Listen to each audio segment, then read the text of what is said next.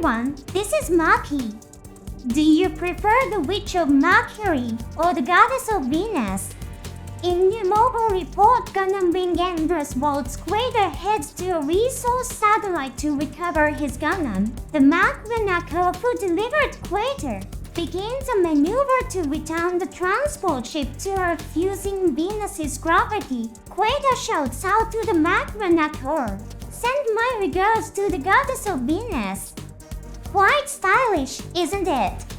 Today, we'll introduce the Gundam piloted by Quater Rubber Winner, a caring and considerate young man. Please take a look at this. It's a Gundam called Gundam Sandrock. The Gundam Sandrock, which appeared in the TV anime version, has transformed into the Endless Waltz version for the subsequent story. It has the same name, doesn't it? Hajime Katoki, who was responsible for the design, created this design as a fan service and cartoon call. In terms of setting, it is the same entity as the TV anime version. It is a Gundam that needs to be understood as an entity that has changed costumes and put on makeup to appear in Endless Waltz. This machine is also an exceptionally powerful Gundam, so let's study the charm of Gundam Sandrock. This time, let's take a look at the differences between the Gundam Sandrock that appeared in the TV anime and the one in Endless Waltz. The former was characterized by its color scheme of white, gray, yellow, and black. The Endless Waltz version is mainly white and purple, with a striking red head. Don't you get the impression that its body has become more slender overall? Some people might even think it has become more elegant. However, its performance is incredibly powerful. The changes in its weaponry are also quite bold. The beam machine gun and homing missiles equipped in the TV anime version have been abolished. It does not carry a shield, so it doesn't use the cross crusher either. The only weapons are the Vulcan gun in its head and 2 heat shows. This Gundam, like the other 4 units, has won the hearts of many fans. As a result, settings were later added where it would be equipped with a beam rifle and shield and use the cross crusher. This happened in a spin-off comic titled Glory of the Defeated. For now, we're introducing the unit that appeared in the Endless Waltz film.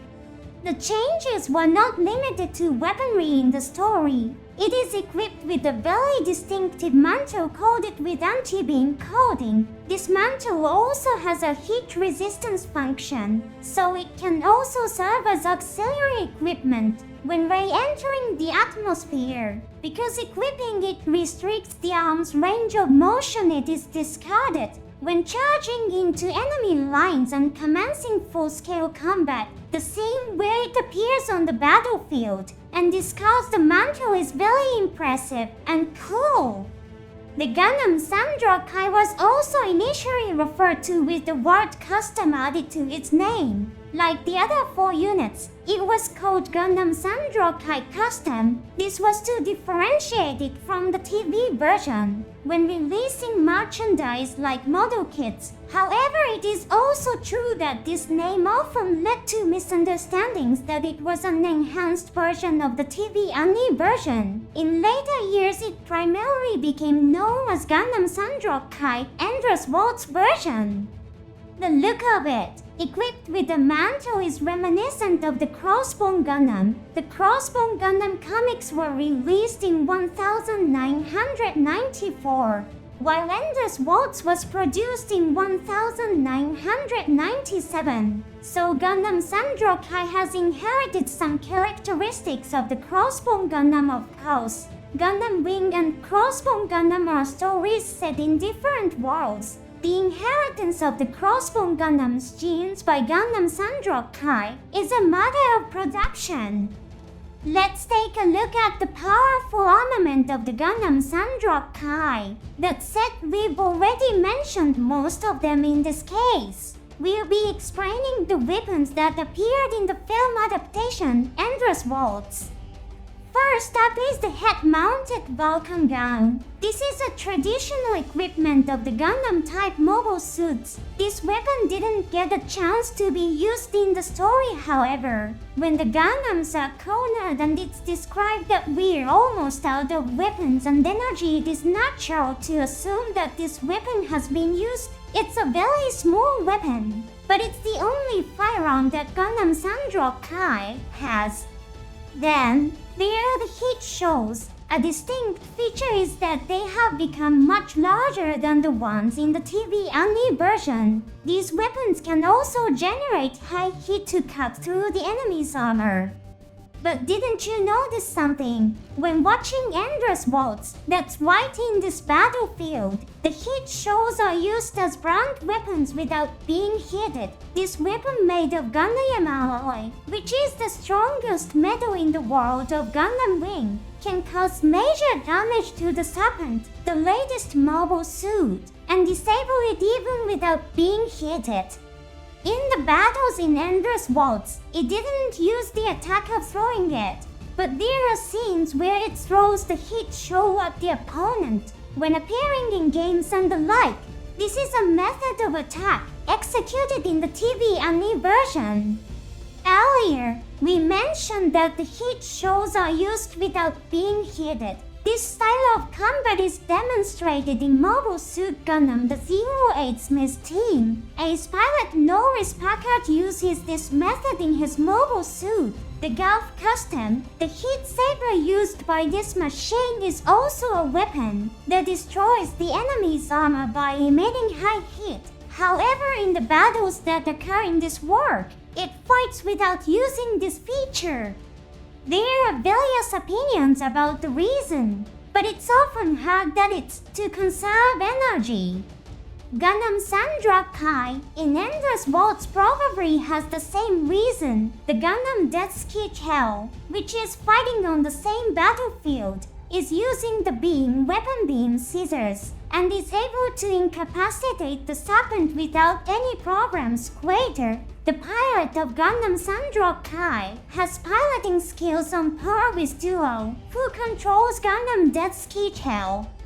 However, when they arrive at the battlefield, they find out that they have to face more than 250 Serpents, so it is likely that they adopted a battle strategy that can conserve energy. Since they are not using high heat, they have to aim at the weak points of the enemy's armor accurately and generate enough speed by leveraging the weight of the weapon for an effective attack. This is an element that allows you to appreciate Quater's high skills. Now, let's examine the heroic actions of the Gundam Sandrock Kai. At the beginning of the story, the Gundam Undamaged is introduced in a sealed state, destined for disposal into the sun to halt the armed uprising of the mechas army. It is retrieved by Quater, making its debut by cutting through the hatch of a resource satellite. Along with two other Gundams, it carries out Operation Meteor against the mechas army. The powerful Gundam performs a surprise attack and domination from outside the atmosphere. The final operation of the young boys commences.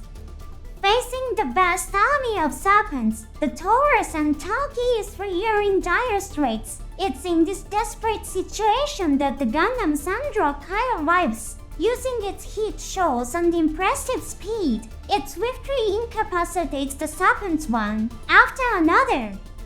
Thanks to its robust armor, it's able to charge directly into enemy fire. This powerful fighting style contrasts sharply with Quater's gentle nature. Two Serpents cling to the Gundam Sandrock Kai, attempting to immobilize it, yet astonishingly, the Gundam Sandrock Kai leaps up with the power of its thrusters, shaking off the two Serpents while still attached. The Gundam Sandrock Kai swiftly disables the Serpents, thrown off balance by the sudden release. It's evident that the thrust of the thrusters has the power to lift 3 mobile suits. Moreover, it still has the Sakra's power to shake off opponents even in a levitated state. However, battling against 250 Serpents gradually pushes it to its limits. The battlefield is joined by even more Serpent reinforcements. It's a daunting battle.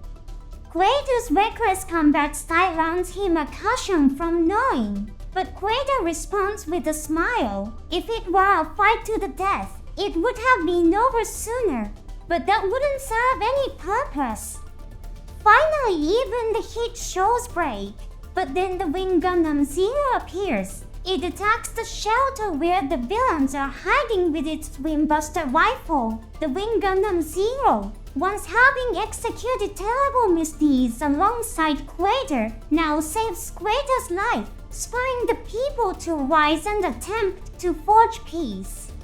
After the battle, the Gundam Sandrock is destroyed under the watchful eyes of Quader and his friends. Thus, the heroic journey of the Gundam Sandrock ends.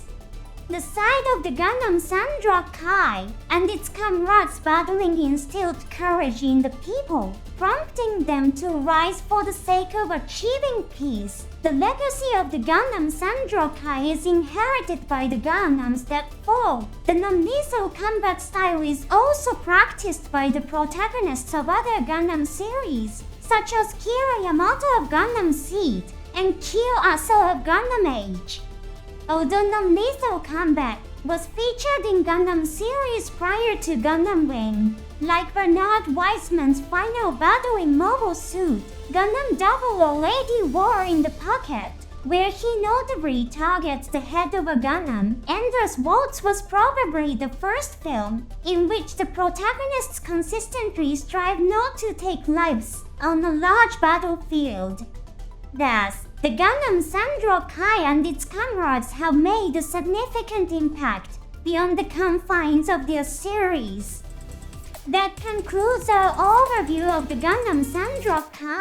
The image of it battling wildly with its powerful thrusters and massive weapons is incredibly captivating. Quader, in his role as commander, also stood up to the mecha army with it.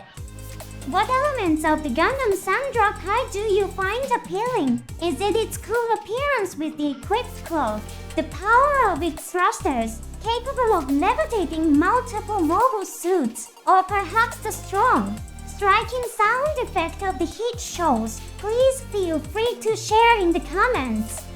Now, I have some news for you. As it turns out, the mecha army has staged an armed uprising near your town. You are now aboard the Gundam Sandrock waiting at a resource satellite in space. Are you ready to fight? Begin by hitting the subscribe button to equip your heat shows. Use the like button to cut through the hatch. All that's left is to execute Operation Meteor. Start the atmospheric entry by hitting the notification bell.